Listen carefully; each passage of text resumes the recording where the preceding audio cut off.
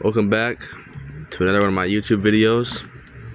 So, as some of you all who watch my content, my loyal viewers, I'm very thankful for all of you.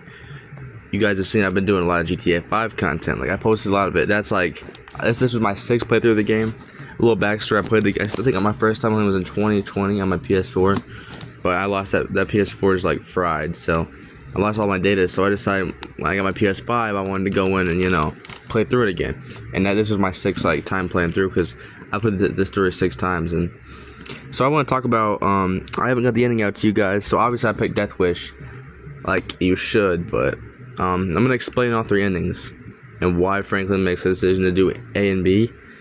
And it's honestly pretty foolish why he chose B, especially, but I'll get into that one. So obviously, ending A, Steve Haynes and David Norton come up to him after the mission Lamar down, saying he's a rabid dog that can control Michael, but when it comes time, they need to put Trevor into the pasture, right? And Trevor's been nothing but straight and true with him, which is what he even says at the beginning of Something Sensible. And when he goes and meets him at the oil fields, Trevor's shocked, of course, because he realizes that Franklin is just like Michael. And what this ending really is, because, Michael eventually helps Franklin put down Trevor, it shows that Michael never learned anything. He was never remorseful for how he treated Trevor. He never cared. It was all about survival.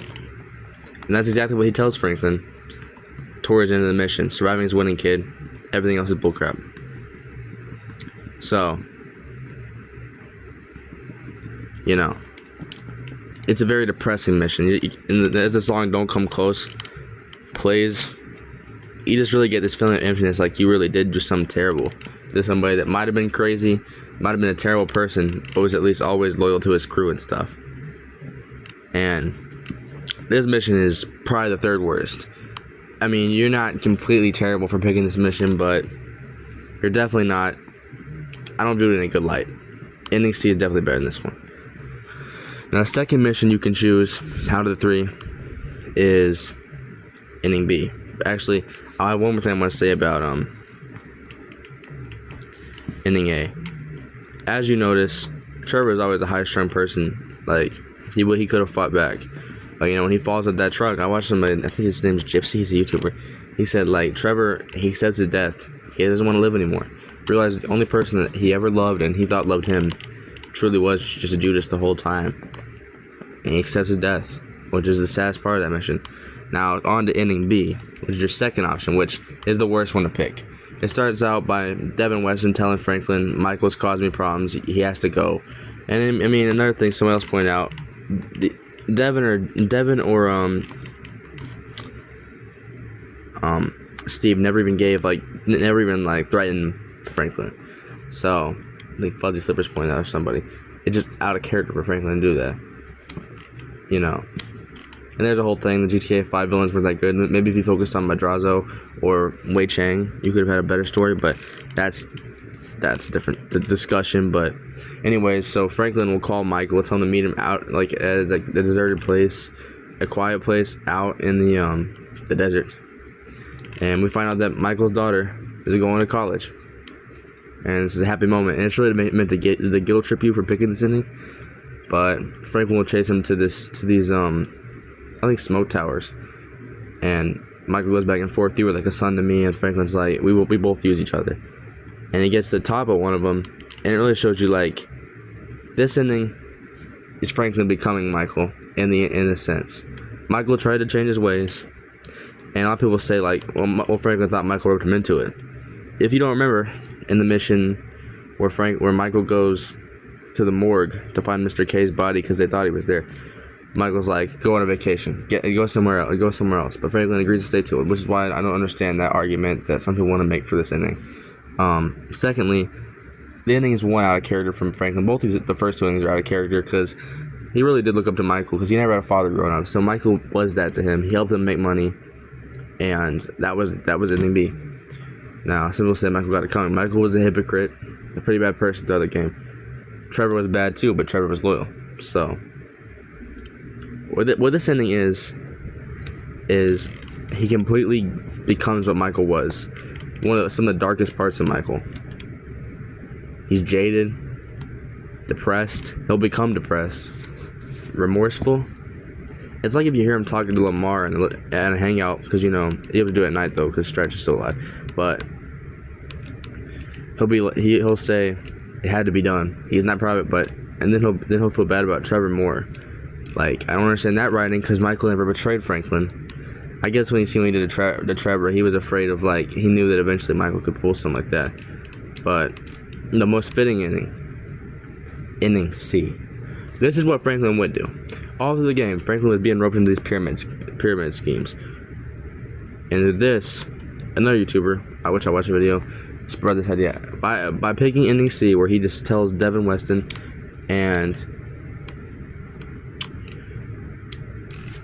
Steve Haynes screw off. He goes against what they said. Does not get tempted by it. Does not fear them. He ends up breaking free of all the pyramid schemes he had been locked in the whole game, and becomes his own man. He tells him to go screw off. Goes to Lester, makes a plan, has Michael and Trevor saved. He gives him and Franklin and Trevor give Michael a second chance at being able to leave life. As they walk off in the sunset saying their goodbyes after they took out all their enemies, Stretch, Wei Chang, Steve Haynes, and then finally Devin Weston. They cleared out all loose ends and they can all retire if they want to. Michael and Franklin are still close, but they understand the business relationship has been dissolved. Trevor and Michael are good if you do a cutscene, do a hangout mission afterwards. And in the end, this is Franklin taking a page out of Trevor's book, not trusting two guys that screwed him over, and being loyal to the people that helped him rise up the criminal ranks. And that's truly the end of GTA 5. Some say it's realistic, but GTA games besides GTA 4 have never really been about realism. This is the game where Carl Johnson broke into Area 64. How do I not remember this? It was, he stole the Black Project, stole the jetpack, which I don't think that's possible for one man to do. We know CJ's a different person, but different than most normal people, but still. It's about, GTA 5 is a big TV show. That's the idea of it. It has a very confusing story.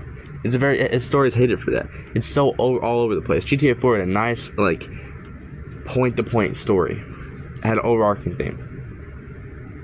There wasn't even any mini arcs in it. They all led you to the final goal. San Andreas is the same thing. GTA 5 is like a TV show, a soap opera. You have different arcs that will finally, there are many arcs. Somebody else explain this too. I keep saying that because I'm not trying to steal anybody's flame, but it has many story arcs that all connect to one. That's why I think, like, I seen, what was it? Fuzzy Slippers talked about this. He makes good retrospective of these games. He said, like, I think, like I said the villain earlier, Madrazo could have been a better villain. You could have Michael working for him, and he could have finally do one big heist to get free of Madrazo, which I think would have been a lot more interesting. Because Devin Weston, he's a prick. We all don't like him. Same as Steve Haynes. They would have been. They're great antagonists but they're not GTA level. Dmitry Raskolov, Tenpenny, Big Smoke, even Sonny Farrelly are all better villains. I would say probably Catalina is not.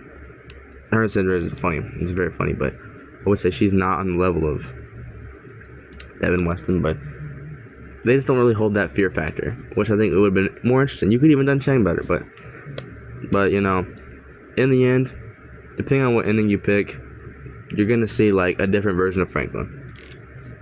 And overall, ending C is definitely the best one, and it's the canon ending according to Rockstar. So I would go ahead and pick ending C, but it's unique in the fact that whatever you want to do. Like, I know GTA 4 had the revenge ending in the deal where you make the deal with Dimitri or you kill him. By killing him, Kate McCreary, she dies at Roman's wedding, who was Nick Case, Nico's girlfriend. Or if you do a deal, Roman dies, who is of course Nico's cousin, the bowling one himself, dies at his wedding. So it's pretty much figured the revenge ending is what Nico would do, because why would you trust Dmitry Raskolov after he tried to get you killed? But it's kind of interesting how Rockstar gave us the opportunities. Now, what I'm wondering is GTA 6 have the same feature. I don't know, but if not, we'll have to find out in September or for Rockstar release it, which they might do that. But I'm excited. It was fun to go over GTA 5 one last time and really just see what made this game a great game. I mean, online is of course the most popular part of the game, but if you just look at the story mode, you'll find a lot of fun. Story mode is an extremely fun mode, and I'd recommend it to anybody who loves the GTA games of GTA 5. But with that, I'm signing off. Hope you guys have a great rest of your day. God bless you.